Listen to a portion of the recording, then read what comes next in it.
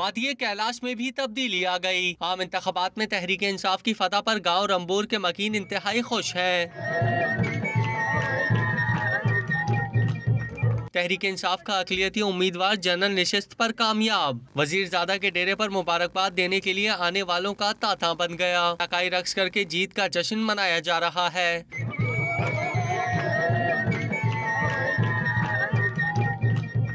लोगों ने अक़लियती बिरादरी को अहमियत देने पर कप्तान का शुक्रिया अदा किया।